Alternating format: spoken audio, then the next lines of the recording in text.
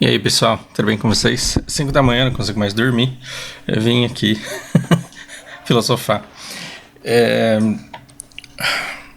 eu estava lendo um texto com os meus alunos essa semana, em inglês, e aí acontece que no meio desse texto tinha a palavra bedside table. Bedside table, bed é cama, side é lado, table, mesa, uma mesa que fica do lado da cama. E para traduzir isso, a gente usou a palavra criado mudo. Usar a palavra criado mudo gera lembranças de pessoas que viram as propagandas da Etna no ano passado.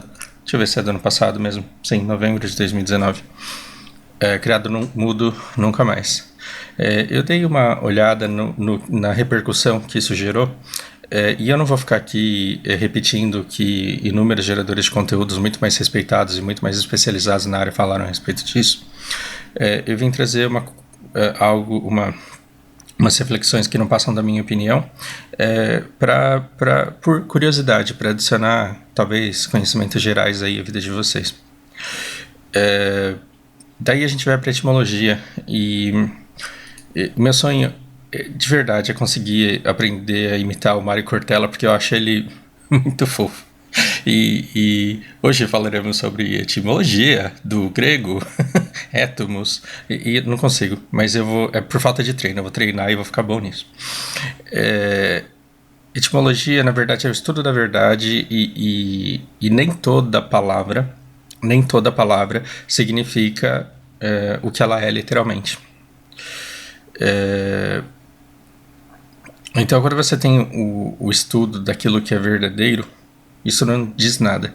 Mas aí, quando a gente soma uma coisa com a outra, atribui-se um significado maior para essa palavra. E hoje, essa palavra significa o estudo científico da origem das histórias das palavras. Eu, como limitado conhecedor de etimologia que sou, mais entusiasta do assunto, toda vez que eu preciso falar de etimologia, eu falo da palavra sincera, que é uma história que eu acho muito bacana, muito legal. Talvez eu tenha até mencionado em outros vídeos do canal. Numa época em que você não tinha o desfazer do Photoshop, você não tinha o undo, né, do Paint Brush, você tinha ou o papiro, que era uma coisa caríssima, ou então uma pedra de mármore, ou de qualquer outra, ou qualquer outra pedra, e aí você tinha um escultor que precisava lapidar essa pedra. Como que você dá um undo, como que você dá um desfazer numa estátua gigante que estava quase pronta, e aí você vai lá e arrancou um pedaço da orelha dela, ou do nariz dela, ou do braço dela? Um pedaço que não deveria ser arrancado e que não pode ser recolocado. Não tem como. E aí as pessoas usavam cera para tapar buracos e imperfeições. Quando chegava o avaliador da obra, que precisava dar um preço para aquilo, a primeira coisa que o cara fazia era raspar e tentar encontrar indícios de cera. Quando ele encontrava cera, ele tirava, porque ele queria ver como estava a obra nua e crua, sem retoques, e o preço era dado descontando as imperfeições. Era muito difícil você chegar a uma obra-prima como dos grandes artífices aí, que não tinha praticamente retoque nenhum a ser feito. Inicialmente, sem cera, era uma coisa que você falava de uma estátua que não tinha retoques, que não tinha enganação, que não tinha maquiagem. E a palavra sincero acabou significando alguém que não mente, alguém que não esconde, alguém que fala a verdade, alguém que expõe a verdade do jeito que ela é. Então, se você parar para pensar, sincero, vem muito da etimologia, que é o estudo da verdade, que o cara raspa a estátua lá para ver se não tem nada a esconder. Perceba que as palavras, elas vão sendo criadas a partir de determinadas raízes, elas são criadas a partir de determinadas raízes, e depois elas passam a significar uma coisa completamente diferente. Então, se você pegar, por exemplo, a palavra hiko, que em japonês ela é feita de tobo, de pular, ko, que é de ir, de se movimentar, e ki, que é de máquina, de kikai. Então, um avião lá é uma máquina que vai voando. É uma máquina que vai voando. E aí você tem a palavra kuruma, que era carroça, que hoje é carro. E aí você tem o densha, que den é eletricidade, energia. Então densha é um carro, é um carro que é movido a eletricidade, os trens. Jitensha, ji é próprio, ten é giro. Jitensha é um veículo que se move com o próprio giro. Quando você pega essas palavras separadas, próprio, força, próprio, giro, carro, elas não significam nada, mas elas compõem uma outra palavra que terá um determinado significado. Nós que somos do Brasil, nós somos influenciados por latim, pela evolução da língua portuguesa, mas nós tivemos muito vocabulário vindo de outros países, a gente assimilou muita coisa, e nós também assimilamos muitos nomes. Então, nós somos um dos raros casos, acho que a América Latina aqui talvez seja, em que as pessoas não estão acostumadas a associar o nome das pessoas diretamente ao significado que elas têm. Né? O que é faustuoso? O que é Fausto? Fausto tem um significado, vem de um adjetivo. Mas Minoru quer dizer progresso, o fruto. Nagai quer dizer linhagem do poço, pela letra como se escreve. E se você for pro Japão e pegar os sobrenomes, eles estão todos ligados à natureza. Terreno da terra na montanha, no meio do arrozal do meio. E você tem uma série de nomes de família, sobrenomes associados a pontos da natureza, e você tem uma série de nomes associados a determinadas qualidades, determinadas virtudes, determinadas características da pessoa. Makoto, por exemplo. Então, quando... E aí eu não falo que né? Mas vem de muita sinceridade, mas se você escrever de um outro jeito, pode significar uma outra coisa. Em outras partes do mundo, os nomes, no Japão também, o nome mudava ao longo do tempo. Então a pessoa nascia com um nome de característica mais infantil, e em determinada fase do tempo, pelo menos o nome próprio dela, o primeiro nome dela, ia mudando porque ela ia adquirindo outros atributos. Os títulos também, eles vinham dessa forma em Game of Thrones. Cada coisa que a menina faz lá, ela ganha um título novo e vai adicionando. É uma coisa que diz muito sobre ela. A gente não está acostumado a dar significado aos nomes próprios, porque a gente é um país formado de muitos nomes que vieram de muitos lugares. Então a gente não pensa, a gente não para refletir, e em lugar nenhum do mundo se para refletir de onde é que veio cada coisa. E as coisas, elas são o que são. Se você for buscar a variedade de idiomas no mundo, numa época em que nós éramos menos conectados, em que a gente era mais isolado, os idiomas, eles constantemente nasciam. Se você quiser acreditar na história da Torre de Babel, em que de repente todo mundo começou a falar um monte de idiomas diferentes, você pode acreditar, é um direito seu, mas isso é religião. Se você vai para o caminho da ciência, o que você percebe? Que onde há isolamento geográfico, há uma criação de um novo idioma.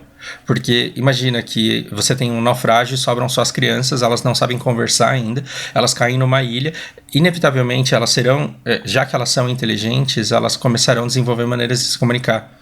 E essa comunicação, ela vai começar por atribuir nomes às coisas. Então, se não tem ninguém lá para dizer que aquilo chama coqueiro, que aquilo chama palmeira, ela vai com os sons que ela consegue reproduzir e inventar uma palavra nova para aquilo.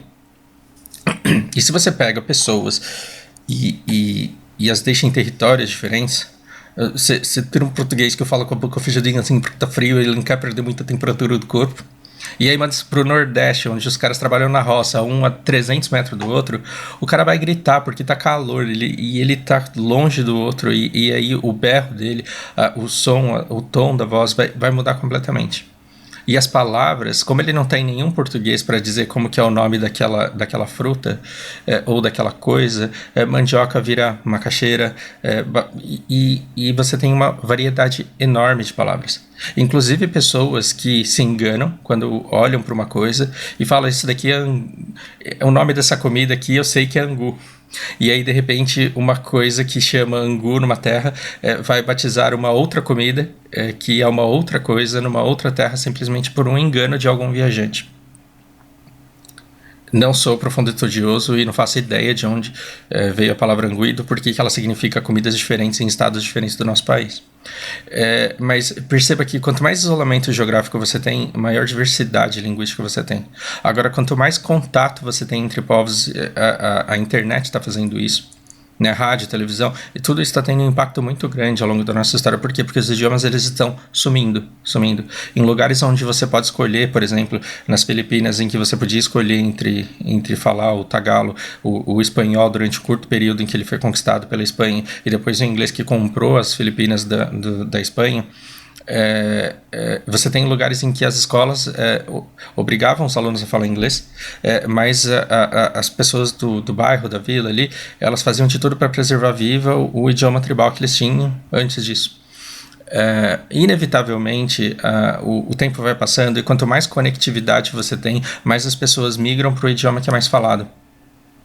Então os idiomas, talvez não o tagalo, mas os idiomas pelo mundo, eles estão sumindo ou pela extinção das pessoas ou pela inclusão delas em outras culturas. O que Fausto, particularmente, acho uma pena, porque eu acho que cada idioma carrega uma riqueza enorme e carrega nela a história do povo dela. A palavra que a gente dá para as coisas, ela explica a nossa maneira de pensar, a nossa maneira de enxergar o mundo. A maneira como a gente se expressa demonstra uma maneira completamente única de enxergar o mundo, e os japoneses, eles se expressam de uma maneira que eu não entenderia se eu não conseguisse entender o que significa a origem das palavras que eles usam para determinadas coisas. Você entende a maneira como a pessoa pensa, a maneira como ela enxerga a vida a partir da maneira como ela fala, e eu acho isso uma coisa riquíssima. E aí eu já divaguei e já me perdi completamente. Porque originalmente o assunto desse vídeo era falar sobre o criado mudo. Veja, eu entrei numa busca rápida e eu não fiquei consumindo todo tipo de conteúdo. Eu achei esse vídeo aqui que eu achei super simpático, em que eles falam vários termos que são racistas, assim, e aí eles têm essa explicação que eu quero que vocês escutem comigo. Mas você explica, querida. O criado mudo era um criado negro que tinha que ficar na cabeceira da cama, calado, só esperando o senhor dar as ordens. Então, se ele queria alguma coisa, ele pedia pro criado mudo, e o criado ia lá e pegava. E as pessoas começaram a usar esse nome porque o criado mudo fica ao lado da cama. Então não é criado mudo, é cômoda. Não é cômoda. E como é o nome disso? Ah, você é um móvel. Não, tem um nome pra isso. Vamos falar aqui, porque você não vai usar mais criado mudo. A gente vai te apresentar a palavra certinha. Mas olha, todos os sites usam criado mudo. Pra você ver que tá tão enraizado que a gente colocou aqui no Google e aparece em todos os sites, gente. Todo mundo usa essa palavra. E muitas vezes é aquilo. Nunca parou nem pra pensar. Não sabe, não teve conhecimento, nunca teve acesso à origem da palavra. Então, vamos lá. Essa parte eu achei bem interessante. Primeiro, a dificuldade de encontrar uma outra palavra para rebatizar. E depois, o tom dessa explicação, ela sugere... E eu não estou chamando ninguém de mentiroso, pelo amor de Deus. E eu entendo esse lado, e eu entendo essa dor. Mas perceba, essa história, ela sugere que você tinha um cara que você cortava a língua dele e que durante muito tempo ele era obrigado a ficar segurando sua água a noite inteira. Por quê? Porque as pessoas eram tão burras, mas tão burras que elas não conseguiam pensar na ideia de ter uma mesa. Não foi isso que ela disse, tá? Pelo amor de Deus. Mas o imaginário da pessoa que escuta essa história, ele vai para esse lugar. Porque aí, assim, de repente, perceberam que se você colocasse lá uma mesa, ele servia para a mesma coisa que o criado mudo. Então, tava bom. Tá. Então, você já parte do pressuposto, né, sua imaginação vai longe, como se removessem a língua das pessoas para que elas jamais falassem.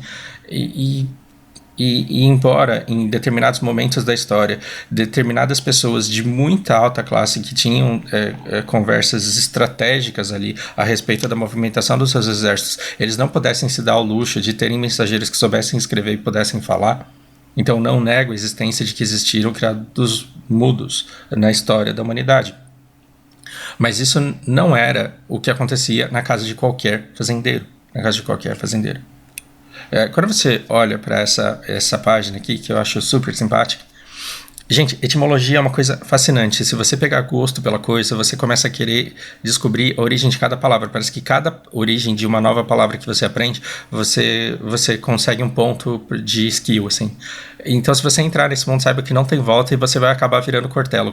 O Cortella é o nível PEN da etimologia, porque quando você fala bom dia para ele, ele fala, veja bem, bom, que vem do latim, e dia, que vem do grego. E você se perde, porque realmente se torna uma paixão. Aqui ela fala sobre que ela adora essa palavra criança. Essa palavra criança, ela vem do produzir, erguer, do crescer, do desenvolver. A palavra criança, ela está ligada à criação, porque você ajuda essa pessoa a se produzir, a se erguer. Criatividade tem essa mesma raiz. E a palavra criado, ela não vem do escravo que sofria, e que não estou dizendo que seja uma coisa boa. Mas a palavra criado, ela vem de uma época em que as pessoas sem posses, elas entregavam os filhos para que elas fossem, as crianças, para que elas fossem sustentadas em troca de serviços caseiros. Não estamos falando da história do Brasil e não estamos falando da história da escravatura. Estamos falando da humanidade desde que ela existe. Na Idade Média, você tinha esse tipo de de relações que não é... A gente não vai entrar nesse mérito aqui, mas o que você preferiria? A gente acreditar que o mundo é injusto porque as pessoas são más e querer consertar isso simplesmente com boa vontade é uma inocência muito grande. Então, quando você olhava para uma família sem posses, sem recursos, sem absolutamente nada, o que era melhor é deixar a criança passar fome ou entregar ela a uma família rica para que ela pudesse ser sustentada, ela pudesse ser criada em troca de pequenos serviços. É cruel separar os pais das crianças, mas era uma alternativa melhor do que a negativa dela. Então, essa palavra criado, ela pode carregar toda essa carga de dor, de sofrimento do negro, mas ela pode dar nome simplesmente a uma relação natural que surgiu ao longo do desenvolvimento das sociedades. Quando você vê a palavra criado mudo, dá a impressão que assim, a gente fez isso na época da nossa escravatura, como se ela não tivesse nenhuma outra origem, nenhuma outra raiz. Mas no inglês a gente tem a palavra dumbwaiters, que literalmente é um garçom, um servente, um servo que é mudo.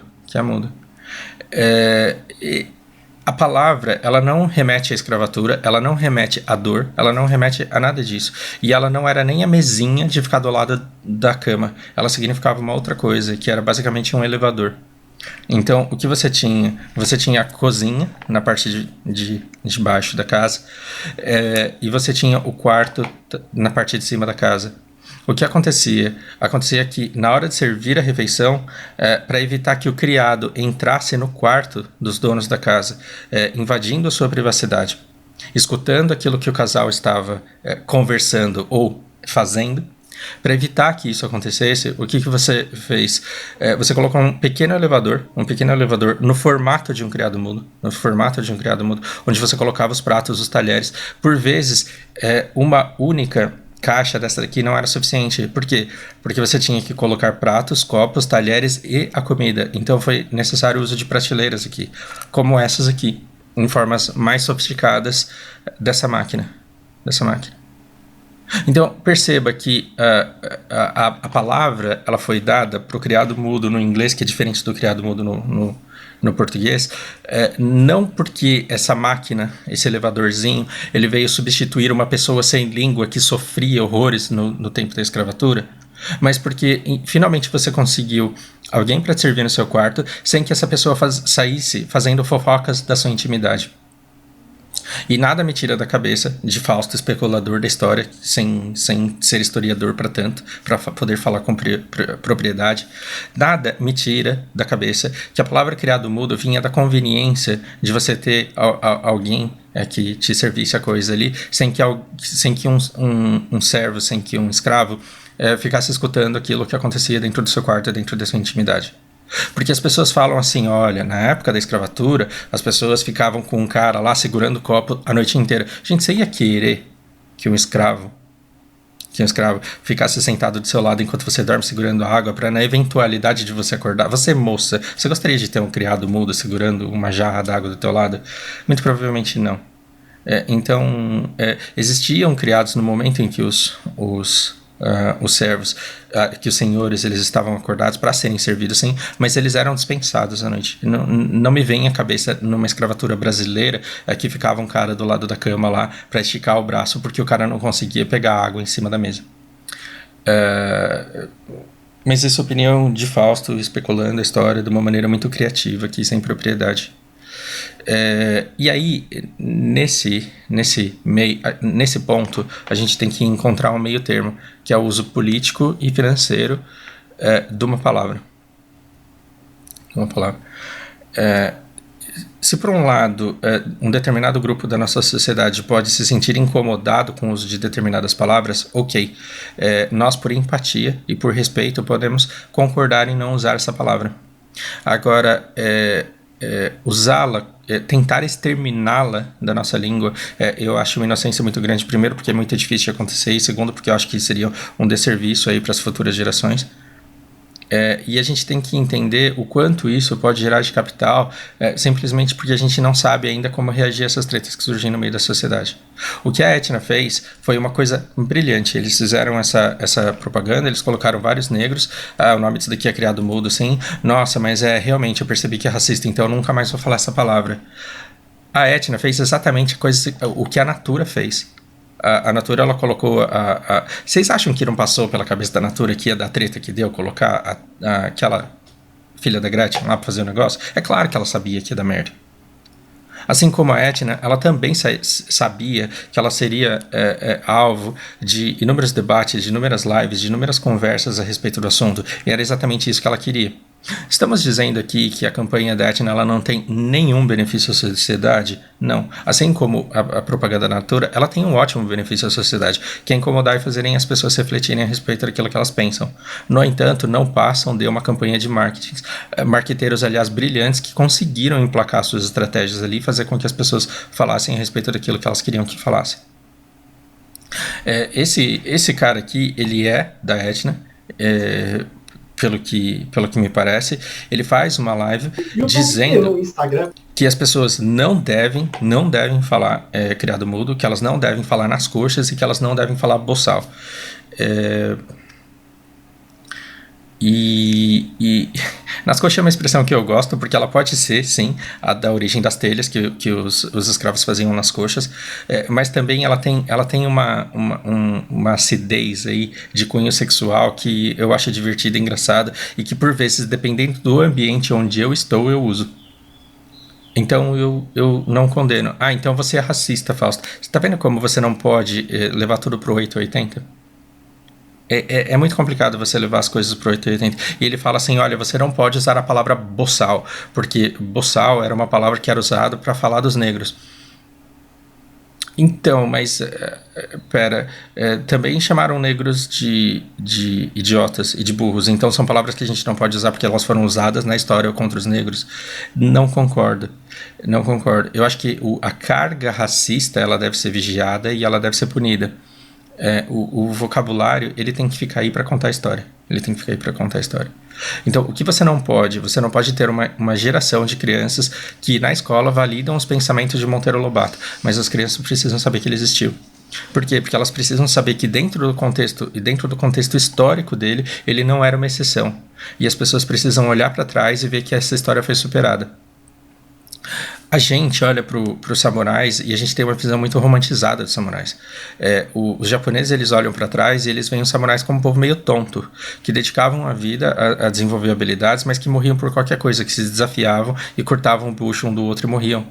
E por que essas histórias elas são preservadas e contadas com orgulho? Porque eles percebem que foi a existência dos samurais, foi a morte banal, foi a morte a troco de nada, foi a morte rotineira, que fez com que eles desenvolvessem códigos de ética de comportamento que fizeram com que eles se tornassem um povo extremamente pacificador. Hoje, você dá um tapa na cara do japonês, muito provavelmente ele vai te olhar com aquela cara de Sr. Miyagi e vai falar, não vou revidar porque senão vai dar merda aqui. E ele vai ter um protocolo dele de como reagir a esse tipo de agressão dentro do meio onde ele está. E quando você vê por que é que os japoneses eles conseguiram chegar a um ponto de evolução tão grande, é porque eles analisam e eles estudam muito o passado que eles tiveram. Então, não é que nós devemos apagar a nossa história. É impossível apagar a sua história. E se você apaga a história, você apaga o aprendizado. O que nós precisamos é de brancos e negros lendo Monteiro Lobato e dizendo, olha como a gente já foi burro, olha como o nosso povo já foi racista e preconceituoso numa época de escravatura e de pós-escravatura. Ainda bem que conversamos todos aqui, entendemos e mudamos. Tudo que é possível de ser feito para reparar essa história deve ser feito. Toda tentativa de reparação ela deve ser feita. No entanto, essa história de reparação, ela, se possível, deveria vir com pacificação e com diálogo. Então, nós primeiro deveríamos trabalhar com conscientização e focando na união e não no castigo das pessoas que usam. Então, qual é o pior de todos os cenários? É você dizer sem querer que você colocou em cima do criado mudo porque foi o nome que te ensinaram Foi o nome da coisa que te ensinaram. É horrível você, uma pessoa incauta, uma pessoa inconsciente, uma pessoa que não sabe o que está acontecendo, falar que ela deixou a coisa em cima do criado mudo e ela levar porrada de um monte de gente que diz, você é racista. Não, a pessoa não é. Ela está reproduzindo uma palavra de forma inconsciente porque ela foi ensinada daquela forma. Agora que essa palavra deve ser a oportunidade para que pacificamente a gente dialogue sobre etimologia, pode fazer com que você... Teve uma hora aqui em que elas falam... Que ela fala... Aqui, mas não me diz o termo certo. Mas não é isso. Não usem esse. Chamem de cômoda, de mesinha que fica do lado. Mesa de cabeceira. Mesa de cabeceira. Pronto. Não... Ó, mesa de cabeceira eu achei um termo legal. Agora, aquela mesinha que fica do lado da cama para você colocar as coisas em cima, falar criado mudo é mais fácil, convenhamos. É muito difícil você tentar arrancar uma palavra do vocabulário das pessoas à força. E o racismo, ele deveria ser identificado no ódio, naquilo que realmente afeta a vida. Não estou dizendo que são poucas coisas, são muitas coisas. Mas se você fica pegando gente que não é racista pelo uso do termo que ela falou de forma incauta, eu acho que você deixa de focar nas pessoas que são racistas de verdade e que causam mal a toda uma população diariamente com suas atitudes. Eu acho que as atitudes, o combate às atitudes racistas, as iniciativas racistas, principalmente a comportamentos corporativos racistas, eles devem ser combatidos antes de um vocabulário que pertence à nossa cultura e à nossa história. Essa é a opinião de Fausto Nagai, você concorda se quiser. E se você discordar, escreva aqui embaixo, porque eu estou curioso para saber o que você pensa. Por hora é isso. Grande abraço.